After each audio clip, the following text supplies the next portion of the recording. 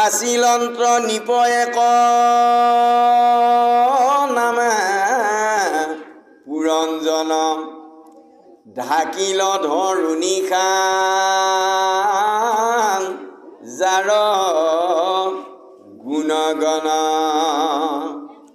তাৰ এক মিত্ৰ আছে অবিজ্ঞাত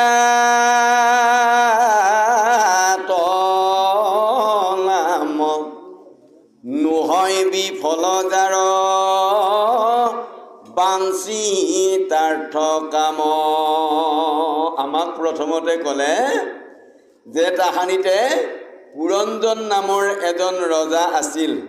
এই পুৰঞ্জনৰ জীৱন যশ কীৰ্তি গৌৰৱে এই ধৰিত্ৰীখন গুণগানেৰে যেন ঢাকি পেলাইছিল।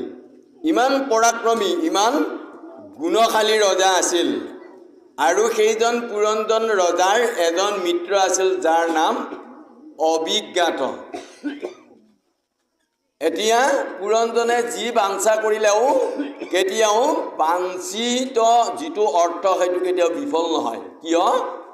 তেওঁৰ বন্ধুজনৰ নাম আছিল অবিজ্ঞাত। এতিয়া পুৰঞ্জন মানে জীৱ বা জীৱ আত্মা। আপুনি মই সকলোৱে পুৰঞ্জন। এই সংসাৰত মনুষ্য শৰীৰ ধাৰণ কৰি যিয়ে জন্ম লৈছোঁ সকলোৱে একো এটা পুৰঞ্জন। এইটো পুৰ মানে নগৰ বা দেহা।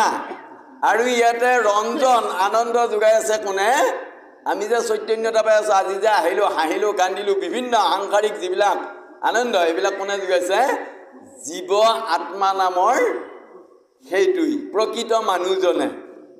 গতিকে আৰু এই মানুহজনৰ এজন বন্ধু আছে এৰাব নোৱাৰা, কোনো কালেই এৰি নাযায়। সেইজনৰ নাম অবিজ্ঞাত। মানে অবিজ্ঞাত মানে যাক কোনেও আমি নাজানো, কোনেও দেখি পোৱা নাই। কোন? সেইটো পৰমাত্মা ভগৱন্ত।